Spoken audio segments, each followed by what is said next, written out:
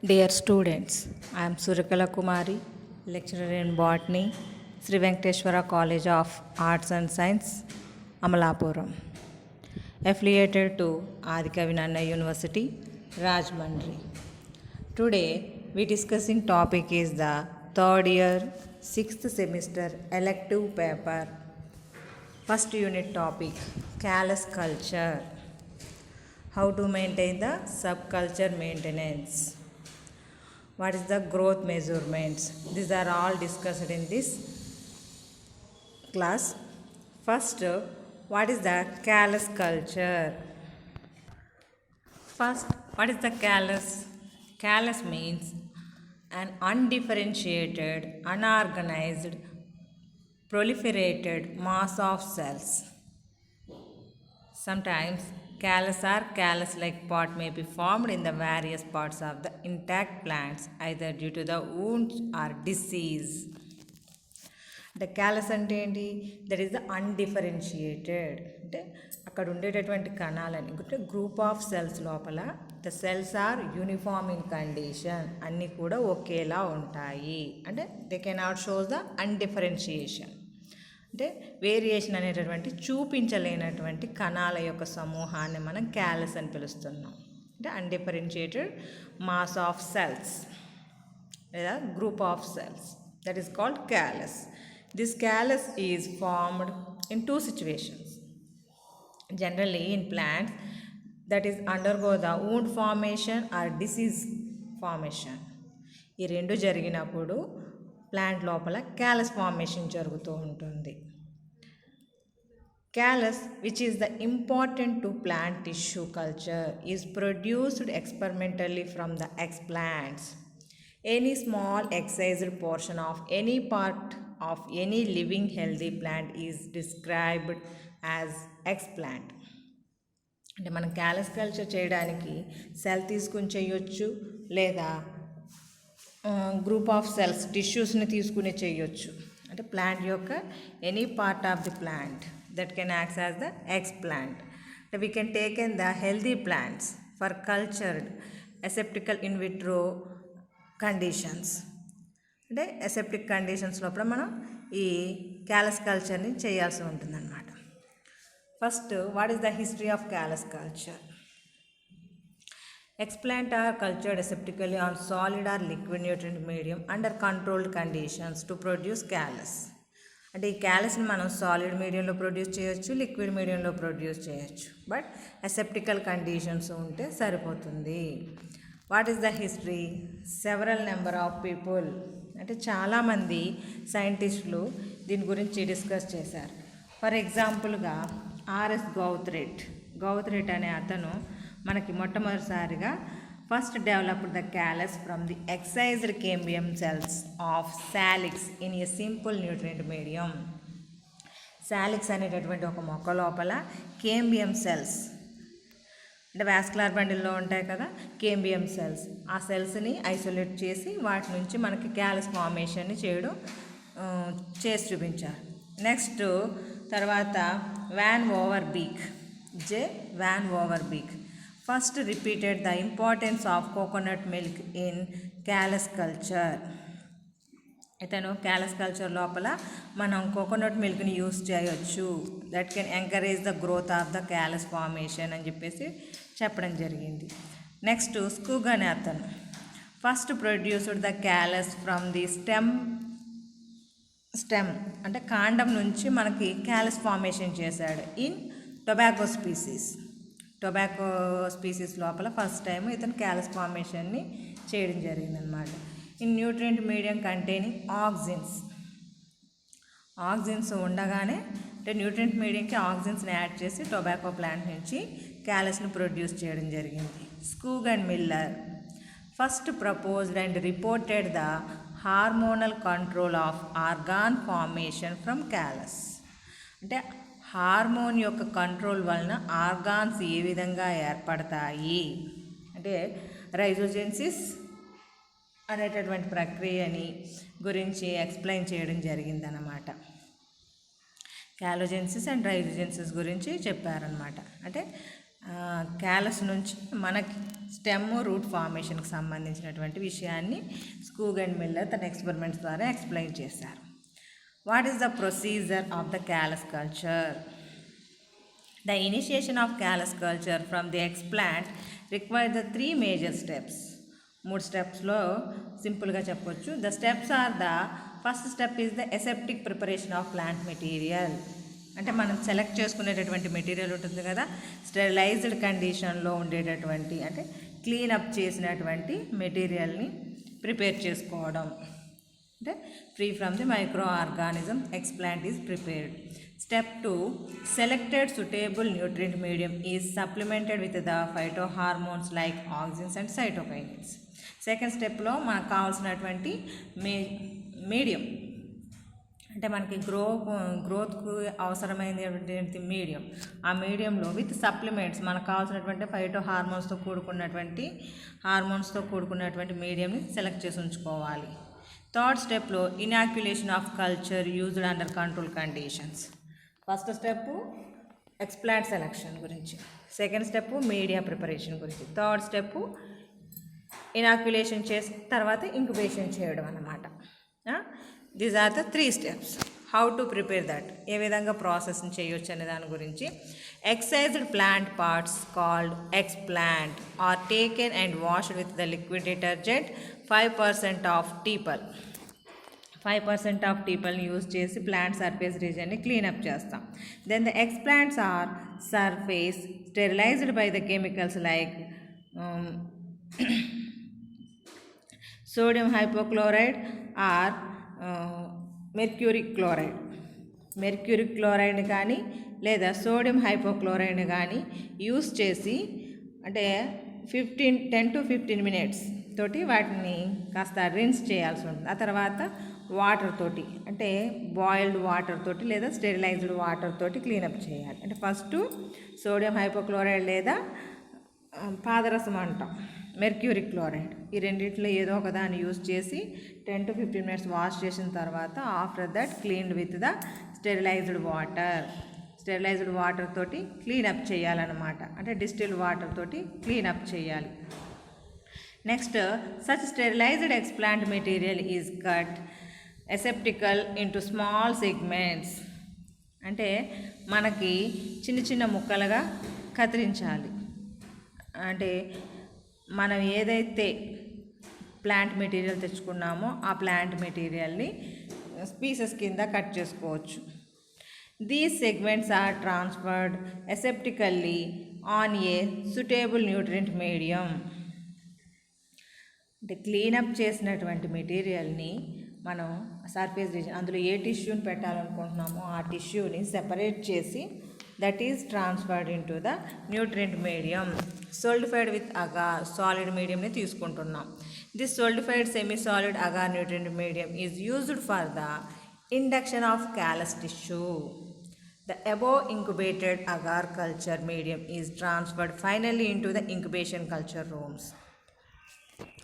అంటే ఫస్ట్ ఏంటి, మనం కల్చర్ మీడియం స్టెరిలైజేషన్ చేసి పెట్టుకోవడం, ఎక్స్ప్లాంట్ మెటీరియల్ని స్టెరిలైజేషన్ చేసుకుని కావాల్సిన స్పీసెస్ కింద కట్ చేసుకుని that can ready for the inoculation. Inoculation means the explant is transferred on surface region of the culture medium. Culture మీడియంకి ట్రాన్స్ఫర్ చేసి సాలిడ్ మీడియం మీద సిట్ అయ్యేలాగా ఏర్పాటు చేయాలన్నమాట. That can transfer in to the incubation chamber. అంటే incubation ఛాంబర్లోనికి transfer చేయాలి. That can maintain the temperature, pH and light content. They are controlled in this process. Incubation should be done under controlled physical conditions, generally 55 to 60% relative humidity. తేమ శాతం ఎంత ఉండాలండి? 55 to 60% ఉండాలి. And temperature వచ్చి 25 ± 2 degrees Celsius. అంటే జనరల్గా room temperature వచ్చి 25 degrees ఉంటుంది కదా, దానికి కొంచెం అంటే వెదర్ కండిషన్స్ బట్టి సమ్మర్ అండ్ వింటర్ కండిషన్స్ని బట్టి చేంజ్ అవుతూ ఉంటుంది కాబట్టి that is the ideal for the callus culture growth. Dark and light conditions is provided depending on the culture or nature of the plant material. అంటే మనం select చేసుకున్నటువంటి plant material dark కండిషన్లో grow up అయ్యేటటువంటిదా, light కండిషన్లో grow up అయ్యేటటువంటి plant category అనే దాన్ని బట్టి we can provide the dark conditions or light conditions. Photo dependent plant material normally require 16 hours photo period. అంటే లైట్ ఎక్కువగా రిక్వైర్ చేసుకునేటటువంటి మొక్కల కేటగిరీ అయితే 16 hours మనం లైట్ కల్పించాల్సి ఉంటుంది. అంటే we can expose to the 16 hours light. After incubation, the formed portions of callus in callus tissue is removed and transformed directly onto fresh nutrient medium to continue growth.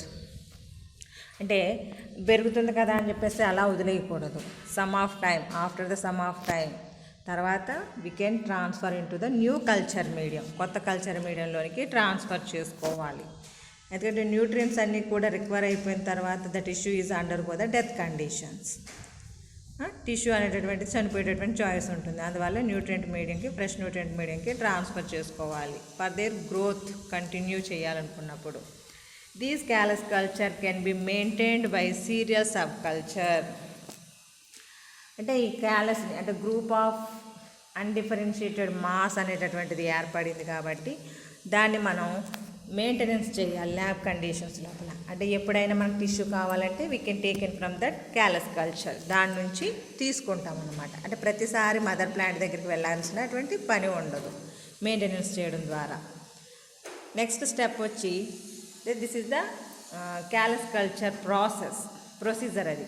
Next topic వచ్చి callus cultures, అంటే that is the sub culture maintenance. Callus sub culture maintenance అంటే callus culture ఎప్పటికీ అలాగే స్టేబుల్గా ఉండాలి కాబట్టి, అంటే plant ఆర్గనోజెన్సిస్ జరగకూడదు, అలాగని డెత్ కండిషన్స్ రాకూడదు. అంటే కంట్రోలింగ్ ఫ్యాక్టర్స్ని కంట్రోల్ చేస్తూ we can maintain the sub culture maintain చేయాల్సి ఉంటుంది అనమాట. That is the process. అంటే క్యాలస్ సబ్ కల్చర్ మెయింటెనెన్స్. మీకు ఎగ్జామినేషన్ లోపల ఎస్ఏ క్వశ్చన్లో అడిగారు ఒకసారి. A portion of tissue is used to inoculate new culture medium containing test tubes or flask is known as subculture. అంటే మనము టిష్యూ కల్చర్ చేసినప్పుడు అందులో క్యాలస్ ఫార్మేషన్ జరిగింది. ఆ క్యాలస్ని అందులో వన్ ఆఫ్ ద పోర్షన్, చిన్న పోర్షన్ని ఐసోలేట్ చేసి we can transfer into the fresh nutrient mediumకి ట్రాన్స్ఫర్ చేస్తే దట్ కెన్ సబ్ కల్చర్ అంటాం అన్నమాట.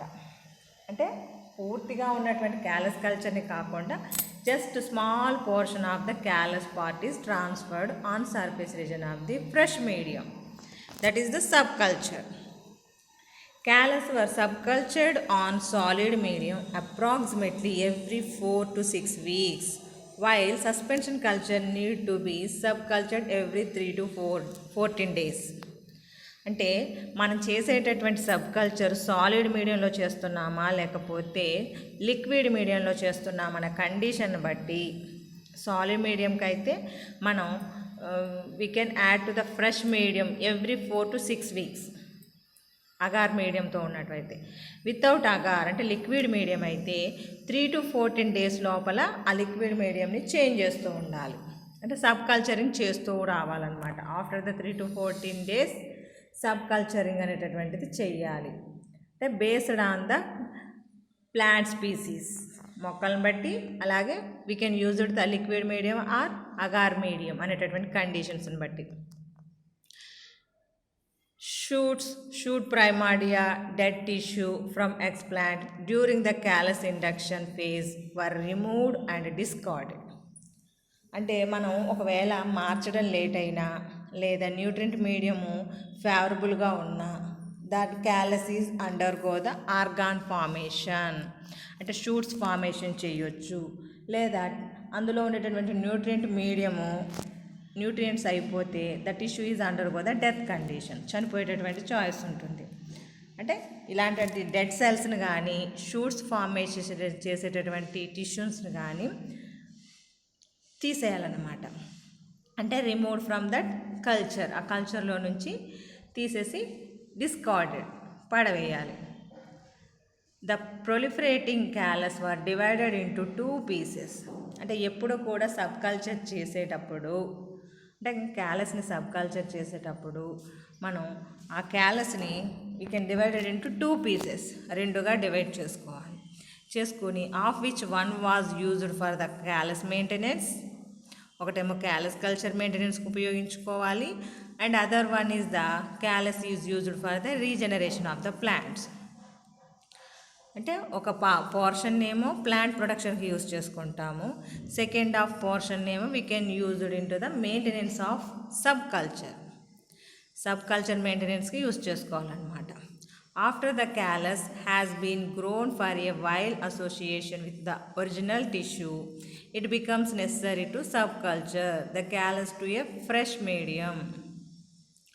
ఎప్పుడు కూడా మనకి అంటే this is the growing tissue, ఎప్పుడు పెరుగుతూ ఉండేటటువంటి మెటీరియల్ కాబట్టి ఎప్పటికప్పుడు ఫ్రెష్ మీడియం మీదకి ట్రాన్స్ఫర్ చేస్తూ ఉండాలి. Growth on the same medium for an extended period will lead to a depletion of essential nutrients to a gradual desiccation of the gelling agent. అంటే అందులోనే అంటే మనం క్యాలస్ని సబ్ కల్చరింగ్ చేయకుండా అలాగే ఉంచేసామనుకోండి, పెట్టే డిష్లో అయితే పెట్టే డిష్లో, టెస్ట్ ట్యూబ్లో అయితే టెస్ట్ ట్యూబ్లో, న్యూట్రియంట్ మీడియం అనేటటువంటిది అందులో న్యూట్రిషన్స్ అన్నీ అయిపోతాయి కాబట్టి the tissue is undergo the desiccation. అంటే అది డ్రై అప్ అయిపోయినట్టుగా అయిపోతూ ఉంటుంది. Metabolites secreted by the growing callus may accumulate to toxic levels in the medium. అంటే మనకి మెటబాలిక్ అంటే ప్రైమరీ మెటబాలైట్స్, సెకండరీ మెటబాలైట్స్ అని ఉంటాయి కదా. అంటే మెటబాలిక్ యాక్టివిటీస్ జరుపుకుంటాయి కదా సెల్స్. అంటే గ్రోయింగ్ టిష్యూ కాబట్టి they can undergo the photosynthesis process and respiration process and other metabolic activities జరుపుకుంటాయి. ఆ మెటబాలిక్ యాక్టివిటీస్లో భాగంగా సమ్ ఆఫ్ కాంపౌండ్స్ అనేవి రిలీజ్ అవుతాయి that can stored in the cells. అలా స్టోర్ అయినటువంటి కాంపోనెంట్సే అంటే అలాగ టాక్సిక్ సబ్స్టెన్స్ కానీ వచ్చినాయి అనుకోండి, ఆటోమేటిక్గా మనకి టిష్యూ అనేటటువంటిది పాడైపోయేటటువంటి చాయిస్ వస్తుంది. The transfer segment of callus must be of sufficient size to ensure renewed growth on the fresh medium. ఎప్పుడు కూడా మనం క్యాలస్ కల్చర్లో ఉండేటటువంటి క్యాలస్ కల్చర్ మెయింటెనెన్స్ చేయడం కదా, క్యాలస్ కల్చర్లో ఉండేటటువంటి సబ్ కల్చరింగ్ చేసేటప్పుడు క్యాలస్ని ఎప్పుడు కూడా very small very low amount of piece is transferred to the new fresh medium. అంటే ఇంత పెద్ద సైజు పోర్షన్ కాకుండా చిన్న సైజు పోర్షన్, అంటే దానిలో సెల్స్ ఉండాలి, లివింగ్ ఇన్ కండిషన్లో ఉండేటటువంటి సెల్స్ ఉండాలి, but that is not large in size, పెద్దగా ఉండకూడదు. Very small portion is transferred in that. If the transferred inoculum is too small, అలాగని చెప్పేసి మరీ చిన్నది పెట్టామనుకోండి, ఆ చిన్నది ఏమవుతుంది, exhibit very slow rate of growth, none at all. అంటే అది పెట్టినటువంటి సెల్స్ లోపల అవి హెల్తీగా ఉండే సెల్స్ అయితే నో ప్రాబ్లం, అలాగని చెప్పేసి అన్హెల్తీగా ఉండేటటువంటి సెల్స్ లాంటివి ఉండిపోయినాయి అనుకోండి, చాలా స్లోగా గ్రోత్ రేట్ వస్తుంది. ఆటోమేటిక్గా that can undergo the growth రావచ్చు, రాకపోవచ్చు, ఏమైనా జరగవచ్చు. అంటే ఎలిమినేషన్ జరిగిపోయేటటువంటి చాయిస్ ఎక్కువగా ఉంటుంది. Successive serial subculture are usually performed every 4 to 6 weeks with cultures maintenance on agar medium at 25 degrees Celsius. అంటే అగార్ మీడియం మీద సబ్ కల్చర్ చేసేటప్పుడు ఖచ్చితంగా మనం 4 నుంచి 6 వారాల సమయం లోపల సబ్ కల్చర్ చేయాలి అగార్ మీడియం మీద అయితే. అదే లిక్విడ్ మీడియం మీద అయితే 3 to 14 డేస్కి ఒకసారి సబ్ కల్చర్ చేయాల్సి ఉంటుందన్నమాట. Passage time, however, is somewhat variable and depends on the rate of growth of the callus. అంటే మనకి క్యాలస్ కల్చర్లో అన్నీ కూడా ఒకే గ్రోత్ అంటే ఒకే టైంలో పెరగాలని ఏం లేదు కదా. అంటే బేస్డ్ ఆన్ ద స్పీసీస్, దాని యొక్క యాక్టివిటీ అనేటటువంటిది స్పీడ్గా ఉందా స్లోగా ఉందా అనేది వాటి యొక్క టిష్యూస్ మీద ఆధారపడి ఉంటుంది, వాటి యొక్క పెరుగుదల మీద ఆధారపడి ఉంటుంది. A friable callus can be subdivided with a thin spatula, scalpel, transferred directly to the surface of sterile petri dish and sliced into fragments with a scalpel spatula. అంటే మనం క్యాలస్ని సబ్ కల్చర్ చేసేటప్పుడు అంటే మనం స్పాచులా అంటే మనం transfer చేసేటటువంటి inoculation loop ఉంటుంది చూసారా, అది కానీ అంటే చిన్న స్పూన్ లాగా ఉండేటటువంటి మనం కెమికల్స్ ల్యాబ్స్లో యూజ్ చేస్తూ ఉంటాం స్పాచులాస్, అంత వెడల్పోయినవి కాకుండా అంటే దాన్ని మనం తీయడానికి వీలుగా స్పూన్తో తీస్తే ఎలా వస్తుంది అందులోకి స్కూప్ అవుతుంది, అలాగే ఇక్కడ కూడా స్పాచులాలోకి మనం ఆ టిష్యూని తీసుకుని చాలా జాగ్రత్తగా డైరెక్ట్గా ట్రాన్స్ఫర్ చేయాల్సి ఉంటుందన్నమాట. Only healthy tissues should be transferred and brown necrotic tissues must be discarded. అంటే హెల్దీగా ఉన్నటువంటి టిష్యూని మాత్రమే ట్రాన్స్ఫర్ చేయాలి. అంటే బ్రౌన్ కలర్లో ఉండి అంటే నెక్రోటిక్ మచ్చలు పడినట్టుగా ఉండేటువంటి టిష్యూని ట్రాన్స్ఫర్ చేయకూడదు. Interest has been shown in developing alternative methods for long-term maintenance of tissue culture. అంటే ఎక్కువ కాలం స్టోరేజ్ చేయడానికి కొన్ని స్పెషల్ మెథడ్స్ ఉన్నాయి. Freeze preservation method, cryo preservation method అని చెప్పేసి ఆ మెథడ్స్ని ఉపయోగించి కూడా we can store the callus culture. అంటే ఇక్కడ ఏంటి మనకి క్యాలస్ కల్చర్ అంటే క్యాలస్ని సబ్ కల్చర్ మెయింటెనెన్స్ చేసేటప్పుడు the callus is taken that can divided into two portions కింద డివైడ్ చేసి one is used for the generation of the new plants, second one is used for the maintenance of the callus culture. Very low amount of piece is transferred to the culture medium.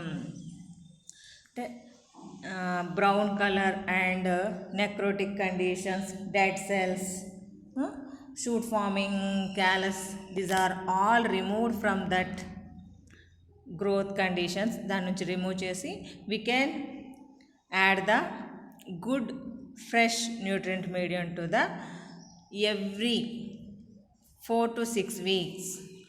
on మనం agar medium use చేసినట్లయితే 4 to 6 వీక్స్కి replacement చేయాలి. That is used the only liquid medium every 3 to 14 days based on the species, replacement of the medium. This is the maintenance of callus culture, subculture maintenance. Next topic వచ్చి growth characteristics of callus. అంటే sub culture చేస్తున్నాము but the cells are living in condition or not, how to growing, that is the healthy or not అనేటటువంటి దాన్ని మనం check చేసుకోవాల్సి ఉంటుంది.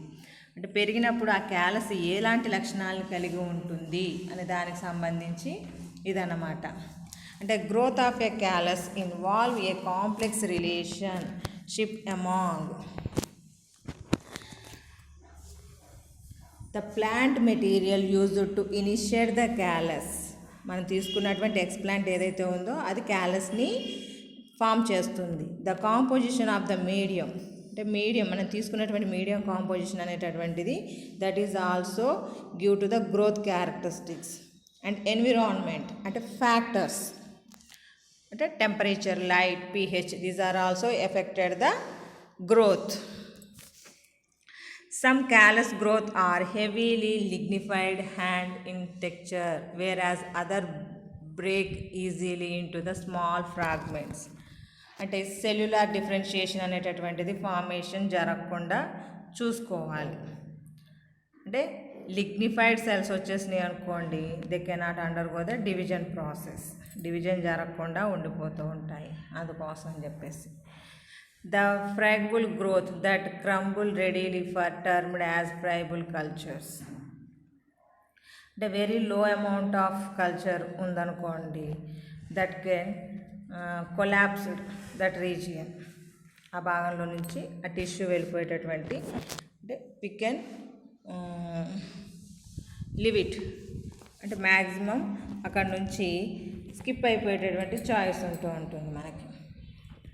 Next measurements of అంటే this is the growth characteristics of culture. అంటే మనం తీసుకునేటటువంటి ప్రికాషన్స్ మీద ఆధారపడి ఉంటుంది అనమాట growth culture.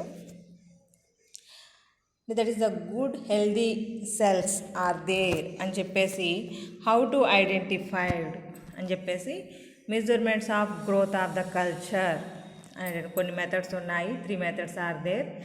It is the necessary to access the growth of cells in cultures. The parameters selected for the measuring growth of suspension culture. అంటే ఇక్కడ మనకి మెజర్మెంట్స్ అంటే కొలమానం అని చెప్పేసి చెప్తాం. ఏ విధంగా కొలుస్తాము అంటే సెల్ కౌంటింగ్, అంటే we can counted the cell number. Second one packed cell volume, అంటే మనం మాస్ ఆఫ్ సెల్స్ ఉన్నాయి కదా వాని యొక్క వాల్యూమ్ను బట్టి. థర్డ్ వన్ వెయిట్, బరువును బట్టి. ఈ 3 పద్ధతుల ద్వారా మనం గ్రోత్ ఆఫ్ ద క్యాలస్ని ఐడెంటిఫై చేయొచ్చు. First one is the cell counting. Although cell counting to access culture growth is reasonable accurate, it is tedious and time consuming. This is because of the cells in suspension culture mostly exist as colonies in various sizes. These cells have to first disrupted, separated and then counted using a hemocytometer. అంటే మనకి blood సెల్స్ని count చేయడానికి use చేసినట్టుగానే ఇక్కడ కూడా మనకి cell counting క్యాలస్లో ఉండేటటువంటి సెల్స్ని count చేయడానికి use చేయొచ్చు. అంటే హీమోసైటోమీటర్ని యూజ్ చేసి you can counted the cells. But this is not ఈ ఈజీ ప్రాసెస్. ఎందుకంటే క్యాలస్ లోపల గ్రూప్ ఆఫ్ సెల్స్ అనేటటువంటివి ఉంటాయి. వాటిని సెపరేట్ చేయాలి. ఆ గ్రూప్స్ ఆఫ్ సెల్స్ని సెపరేట్ చేయాలి, అంటే డిస్టర్బ్ అంటే విడగొట్టాలి. ఆ విడగొట్టినప్పుడు మనం ఇండివిజువల్గా సెల్స్ని కౌంట్ చేయడం ఈజీ అవుతుంది అన్నమాట. అంటే with the help of hemocytometer we can count the cell number in callus.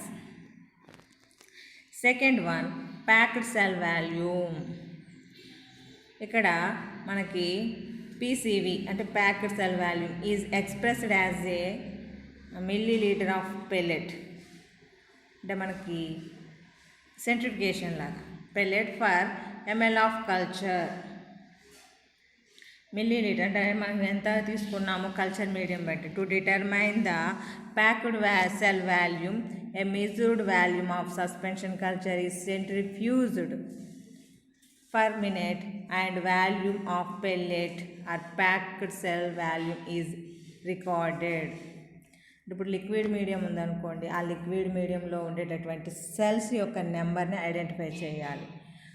అంటే మనం ఫిల్టరేషన్ చేయలేము, కల్చర్ మీడియం ఉంటుంది, అందువల్ల సెంట్రిఫికేషన్ టెక్నిక్ని యూజ్ చేస్తామన్నమాట. సెంట్రిఫికేషన్ టెక్నిక్ లోపల సెల్స్ రప్చర్ అవ్వకుండా జాగ్రత్తగా సెంట్రిఫికేషన్ చేయాలి. అంటే మనకి రొటేషన్స్ ఈజ్ ద ఇంపార్టెంట్ అన్నమాట. 2000s అంటే మనకి గ్రావిటల్ ఫోర్స్ ఉంటుంది కదా, రింగ్ సర్కిల్స్ వేసేటటువంటిది. 1 నిమిషం పాటు మనకి 2000 రొటేషన్స్ రావాలి, 2000 రొటేషన్స్ వేయాలన్నమాట. అలాంటప్పుడు అందులోని సెల్స్ అనేవి రప్చర్ అవ్వకుండా పెల్లెట్ ఫార్మేషన్ చేస్తాయి. ఆ పెల్లెట్ని ఐసోలేట్ చేసి we can decided that after the centrifugation the suspended can is discarded. The pellet was washed and dried overnight and weighed. This gives to cell dry weight. అంటే centrifugation చేసినటువంటి మనకు water పైకి వస్తుంది, sedimentation కిందకి వెళ్ళిపోతుంది. ఆ సెడిమెంటేషన్ని isolate చేసి దాన్ని క్లీనప్ చేసి దాన్ని ఆఫ్టర్ ద 24 hours, మళ్ళీ వెంటనే వేయింగ్ చేయకూడదు, 24 hours తర్వాత మనం వే చేయాలి. వే చేసి అప్పుడు ఆ వెయిట్ని బట్టి డిసైడ్ చేస్తామన్నమాట గ్రోత్ ఏ విధంగా ఉంది అనేటటువంటి విషయాన్ని. Third one is the cell fresh weight. అంటే మనం డ్రై అప్ చేసి వెయిట్ చూస్తాము, ఇప్పుడైతే ఫ్రెష్ వెయిట్ చేయడం. The wet cells are collected on pre-weighed nylon fabric filters. అంటే గ్రో అప్ చేసిన తర్వాత కల్చర్ మీడియంలో ఉన్నటువంటి సెల్స్ని ఫిల్టర్ చేస్తాం. ఫిల్టర్ చేసి that is the washed. They are washed to remove the medium. Dried under vacuum and weighed. This gives the fresh weight of cells. అంటే ఏంటి, ఇది మనం ఫిల్టర్ చేసిన తర్వాత అందులో ఉన్నటువంటి కల్చర్ మీడియంని క్లీనప్ చేసేసి మనం దాన్ని వెయిట్ చేయాల్సి ఉంటుందన్నమాట. వెయిట్ చేస్తే that can give to the, అంటే మనకి శాంపుల్స్ ఎక్కువ సంఖ్యలో ఉన్నప్పుడు, అంటే large number of samples have to be used for the accurate weight. అంటే కల్చర్ కంటెంట్ ఎక్కువగా ఉన్నప్పుడు మనం ఈ పద్ధతిని ఉపయోగించుకోవచ్చు. అంటే here growth of the callus is measured by with the help of these 3 methods: cell counting, packet cell volume and weight increase. ఒకటేమో సెల్స్ని కౌంట్ చేస్తాం హీమోసైటోమీటర్ సహాయంతో, రెండోది వచ్చేమో సెంట్రిఫికేషన్ చేసి వచ్చినటువంటి పెల్లెట్ని 24 hours తర్వాత వీ కెన్ వెయిట్ దెమ్. అదే సెల్ ఫ్రెష్ వెయిట్ లోపల ఏం చేస్తాం, ఫిల్టరేషన్, నైలాన్ ఫ్యాబ్రిక్ ఫిల్టర్స్ని యూజ్ చేసి ఫిల్టర్ చేసి ఆ ఫిల్టర్ చేయగా వచ్చినటువంటి మెటీరియల్ని క్లీనప్ చేసి వీ కెన్ వెయిట్ దెమ్. అంటే ఈ రకంగా 3 మెథడ్స్ని యూజ్ చేసి డైరెక్ట్గా. అలా కాకుండా measurement of viability of culture cells, అంటే మన సెల్ నెంబర్ మాత్రమే చూడగలిగాం. ఇక్కడికి వచ్చేటప్పుడు వెయిట్ పరంగా చెప్పాం. But the cell is the fertile in condition or sterile in condition, అంటే the cell is give to the plantlet or not అనే దానికి ఐడెంటిఫికేషన్ కోసం దీనికి ఒక 2 మెథడ్స్ ఉన్నాయి, అంటే 3 మెథడ్స్ ఉన్నాయి దీనికి కూడా. Viability of cell is the most important factor for the growth of the cell. Viability of cultured cells can be measured by microscopic examination of cells directly or after staining them. అంటే మనకి fertile కండిషన్స్లో లేకపోతే అంటే ప్లాంట్లెట్స్ formation చేయలేనటువంటి cells ఉన్నా ఉపయోగం లేదు. కాబట్టి that is the give to the new plantlet or not అని చెక్ చేసుకోవడం కోసం these are given by the 3 methods. Direct phase contrast microscope, ఇది మైక్రోస్కోప్ సహాయంతో అబ్జర్వ్ చేయడం. The viable cells can be detected by the presence of healthy nuclei phase. Contrast microscope is used for this purpose. అంటే అందులో nucleus అనేటటువంటిది living in కండిషన్లో ఉందా లేదా అనేది చెక్ చేస్తాం. అంటే ప్రజెంట్ ఆర్ ఆబ్సెంట్, న్యూక్లియస్ లేకపోతే వేస్ట్ కదా మనకి. Second one, Evans blue staining. A dilute solution of Evans blue dye stained the dead and damaged cells while the living cell remain unstained. ఇక్కడ ఈవెన్స్ అని యొక్క బ్లూ స్టెయిన్ యూజ్ చేస్తాం అనమాట. ఈ blue stain అనేటటువంటిది డెడ్ సెల్స్ అయితే absorb చేసుకుంటాయి. Living in కండిషన్లో ఉండేటటువంటి సెల్స్ ఈ స్టెయిన్ని అబ్జార్బ్ చేసుకోలేవు అనమాట. Based on it we can decide. Fluorescent diastase method. When the cell suspension is incubated with the fluorescent diastase at a final concentration of 0.01%, it is cleaved by esterase enzyme of living cells. As a result, the polar portion of fluorescence which emits green fluorescent light, the green fluorescent light అనేటటువంటి సహాయంతో under UV light is released. The viable cells can be detected by their fluorescence since fluorescence accumulated in living cells only. అంటే మనకి ఈ fluorescent లైట్ను ఉపయోగించి we can identify that, అంటే portion of the fluorescence which emits the green fluorescence. దీన్ని బట్టి we can detected the living cells or not living in condition అనే విషయాన్ని డిసైడ్ చేయొచ్చు అన్నమాట. These are the 3 methods of the checking of the viability of the cells. This is the growth measurements కేటగిరీకి సంబంధించి ఒక topic అన్నమాట. Next మిగిలింది the callus culture లోపల సైటో డిఫరెన్షియేషన్ లేదా మార్ఫోజెన్సిస్. అంటే క్యాలస్ కల్చర్ జరిగింది, సబ్ కల్చర్ మెయింటెనెన్స్ చేసాము, సెల్స్ ఆర్ వైబుల్ ఇన్ కండిషన్లో ఉన్నాయి, అంటే that is the amorphous tissue కదా. తర్వాత ఆర్గాన్ ఫార్మేషన్ చేసేటప్పుడు అంటే the cells is undergo the deviation process. అంటే సైటో డీవియేషన్ చేస్తుంది, సొమాటిక్ ఎంబ్రియోస్ ఫార్మేషన్ చేయొచ్చు, లేదా ఆర్గనోజెన్సిస్ అనేటటువంటిది జరగవచ్చు. ఇవి 3 రకాలుగా ఉంటుంది. అందువల్ల మనకి సిలబస్ ప్రకారము మార్ఫోజెన్సిస్ ఇన్ క్యాలస్ కల్చర్, అలాగే ఆర్గనోజెన్సిస్ అండ్ సొమాటిక్ ఎంబ్రియోజెన్సిస్ అనేటటువంటి ఈ 3 కాన్సెప్ట్స్ ఉన్నాయి. వాటి గురించి 1 by 1 డిస్కస్ చేద్దాం. ఫస్ట్ క్యాలస్ లోపల జరిగేటటువంటి మార్ఫోజెన్సిస్ గురించి డిస్కస్ చేద్దాం. అంటే మార్ఫోజెన్సిస్ అంటే ఇక్కడ a callus consist of an amorphous mass of loosely arranged thin walled parenchyma cells. అంటే జనరల్గా మనకి క్యాలస్ లోపల ఏంటి పారెంకైమా సెల్స్ ఉంటాయి. ఆ పారెంకైమా సెల్స్కి ఏంటి థిన్ వాల్ అంటే థిన్ సెల్ వాల్ అనేటటువంటిది సెల్యులోజిక్ మెటీరియల్తో ఉండేటటువంటి థిన్ సెల్ వాల్ అనేటటువంటిది ఉంటుంది. Arised from the proliferating cells of cultured explants. మనం ఏ ఎక్స్ప్లాంట్ తీసుకుని కల్చర్ చేసిన క్యాలస్ ఫార్మేషన్ జరిగితే the callus shows the thin walled parenchyma cells అనేటటువంటిది ఇక్కడ మనం అబ్జర్వ్ చేయాలి. Next the cells in a callus are parenchyma. The cells in a callus are parenchyma in nature. The differentiation of these cells into a variety of cell is required during redifferentiation of the cells into whole plant. This differentiation of cells is known as the cytodifferentiation or morphogenesis of cells. అంటే జనరల్గా మనకి callus నుంచి plant formation జరిగిందనుకోండి, that can called అంటే reverting cells. మనం totipotency గురించి discuss చేసేటప్పుడు అక్కడ డిఫరెన్షియేషన్, డీడిఫరెన్షియేషన్, రీడిఫరెన్షియేషన్ అని చెప్పేసి 3 డిఫరెన్షియేషన్స్ గురించి డిస్కస్ చేస్తాం. డిఫరెన్షియేషన్ అంటే సెల్ డిఫరెన్షియేషన్ చేసేటటువంటిది. డీడిఫరెన్షియేషన్ అంటే mature cell is reverting to the cambial cell. Maturity cell అనేటటువంటిది మెరిస్టమాటిక్ సెల్ కింద కన్వర్టెడ్ అవ్వడాన్ని డీడిఫరెన్షియేషన్. ఆ మెరిస్టమాటిక్ సెల్ అనేటటువంటిది హోల్ ప్లాంట్ డీజనరేట్ చేయడాన్ని రీడిఫరెన్షియేషన్ అన్నాం. అవునా? అంటే మనకు కావాల్సింది ఏంటి? హోల్ ప్లాంట్ ఫార్మేషన్ చేయడం కావాలి. ఆ హోల్ ప్లాంట్ ఫార్మేషన్ జరగాలంటే ముందు సెల్ డిఫరెన్షియేషన్ జరగాలి. అంటే the cell differentiation is called cytodifferentiation. That is called morphogenesis of cells అంటాం.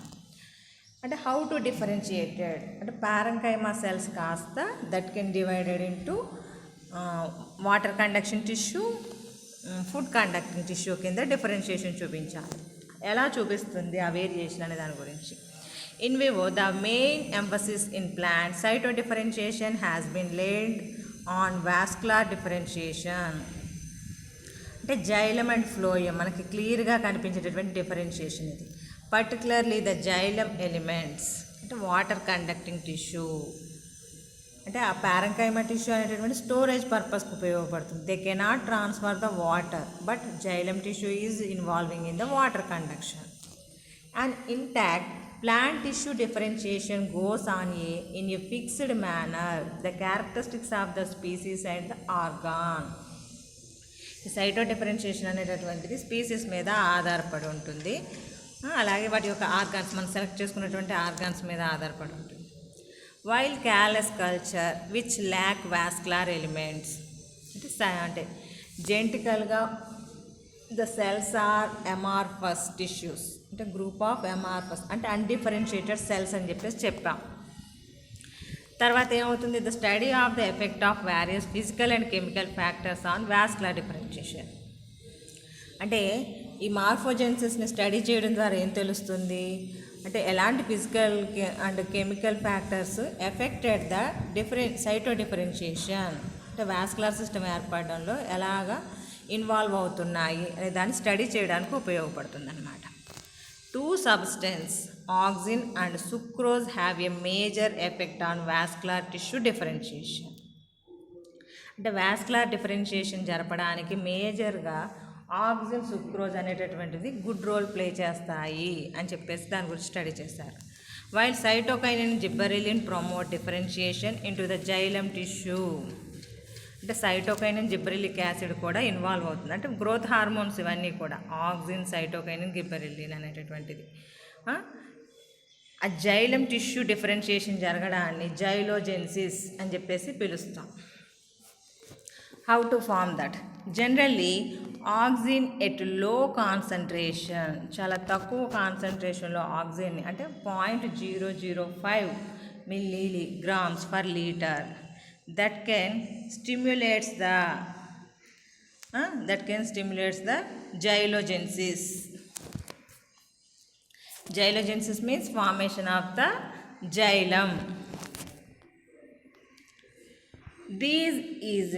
There is an inverse relationship between the oxygen concentration and degree of xylem differentiation. అంటే oxygen కాన్సన్ట్రేషన్కి xylem ఫార్మేషన్కి రెండింటికి కలిపి ఒక relationship అంటే ఇన్వర్సల్ relationship అంటే ఒకటి పెరిగితే ఒకటి తగ్గుతుంది, ఒకటి తగ్గితే ఒకటి పెరుగుతుంది. అది ఎలాగా అనేది డిస్కస్ చేద్దాం. Further, it has been observed that the effect of oxygen on vascular tissue differentiation seems to be closely depend on the presence of sugars. Varying the sugar concentration in the presence of a low concentration of oxygen could change the relative amount of xylem and phloem formed in callus culture.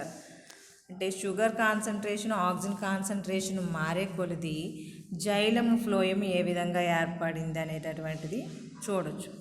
In the studies on Syringa అంటే Syringa అనే దాని లోపల keeping the concentration of indoleacetic acid auxin 0.05 milligrams per liter constant దాని కాస్త use చేసుకున్నారు. ఇక్కడ sucrose level అంటే sucrose level percentage induces the xylem formation. Sucrose level అనేటటువంటిది మనకి జైలం ఫార్మేషన్ని ఇండ్యూస్ చేస్తుంది. 2% sucrose favour the better xylem formation with little phloem. అంటే 2% సుక్రోజ్ అనేటటువంటిది జైలం ఫార్మేషన్ని బాగా ఎంకరేజ్ చేస్తుంది. ఫ్లోయం అనేటటువంటిది చాలా చాలా తక్కువగా ఫార్మేషన్ జరగడం జరుగుతుంది. 2.5 to 3.5 సుక్రోజ్ రిజల్ట్స్ అంటే సుక్రోజ్ లెవెల్స్ ఇంక్రీజ్ అయ్యే కొద్ది in both xylem and phloem differentiation. With in 4% sucrose was found with little or no xylem from the phloem. అంటే ఇక్కడ ఏంటంటే 2% సుక్రోజ్ లెవెల్స్ ఉన్నప్పుడు వెరీ లో అంటే లో అమౌంట్ ఆఫ్ ఫ్లోయం ఏర్పడింది, హై అమౌంట్ ఆఫ్ జైలం ఏర్పడింది. అంటే జైలం ఫార్మేషన్ జరగాలంటే 2% సుక్రోజ్ ఇస్ ఫేవరబుల్ అంటే సిరంగియా మొక్క లోపల మాత్రం. 2.5 to 3.5కి ఇంక్రీజ్ చేసినప్పుడు జైలం ఫ్లోయం రెండు సమానంగా ఏర్పడడం మొదలుపెట్టాయి. అంటే జైలం ఏర్పడుతుంది, phloem both are is formed. But 4% of sucrose increase అయ్యే కొలది 4% ఆఫ్ సుక్రోజ్ ఇంక్రీజ్ అయ్యే కొలది దట్ కెన్ కంట్రోల్డ్ ద అంటే జైలం ఫార్మేషన్ని కంట్రోల్ చేసింది. అంటే very little amount no xylem formation ఏర్పడకపోవచ్చు, ఏర్పడిన చాలా తక్కువ మోతాదులో జైలం ఏర్పడుతుంది. But phloem is formed, phloem tissue మాత్రం బాగా ఏర్పడిందంట. అంటే sucrose is controlled the phloem formation and xylem formation. Besides, sucrose and other sugars such as glucose, fructose, maltose have been used to stimulate the vascular differentiation. ఇవన్నీ కూడా polysaccharides కదా. These are also involving in the xylem and phloem differentiation. The role of cytokinin gibberellin in xylem differentiation has also been reported. అంటే cytokinins జిబ్బరెలిన్స్ కూడా మనకి involve అవుతున్నాయి అన్నమాట xylem and phloem డిఫరెన్షియేషన్కి సంబంధించి. Besides the light and temperature and physical factors have a pronounced effect on vascular tissue. Vascular tissue డిఫరెన్షియేషన్కి సంబంధించి ఇవి కూడా ఇన్వాల్వ్ అవుతుంది. అంటే ఓన్లీ అంటే not a single sucrose, indoleacetic acid అంటే వీటి యొక్క కాన్సంట్రేషన్. అంటే ఇక్కడ మనకి ఏంటి ఆక్సిజన్ అనేటటువంటిది కాన్స్టెంట్గా ఉంది 0.05% అంటే 0.05 mg పర్ లీటర్ కాన్స్టెంట్కి. కానీ మనం దాన్ని కాన్స్టెంట్గా ఉంచి సుక్రోజ్ లెవెల్ని ఇంక్రీజ్ చేసుకుంటూ వచ్చాం. సుక్రోజ్ లెవెల్ 2% ఉన్నప్పుడు జైలం ఫార్మేషన్ బాగుంది. 2% కంటే ఎక్కువ అయినప్పుడు xylem and phloem both are formed. But 4%కి రీచ్ అయినప్పుడు the sucrose level is the 4%కి వెళ్ళినప్పుడు జైలం ఈజ్ నాట్ ఫార్మ్డ్ లేదా or very low amount of xylem is formed but phloem is more phloem is formed that can stimulated the xylem phloem differentiation సంబంధించి మన sucrose solution అలాగే cytokinin gibberellin కూడా that can play the important role in the cyto differentiation. అంటే మనకి ఇది 5 marks క్వశ్చన్స్కి అడగడానికి choice ఉన్నటువంటి క్వశ్చన్ సైటో డిఫరెన్షియేషన్ అనేటటువంటిది, లేదా మార్ఫోజెన్సిస్ అని అడగవచ్చు. అంటే callus culture and maintenance of subculture. Next growth measurements, అంటే callus culture growth measurements and morphogenesis in callus culture. These 4 concepts are discussed in this class. Next 2 concepts are discussed in the next class. It means organogenesis and somatoembryogenesis. Both are the 2 concepts are discussed in the next class.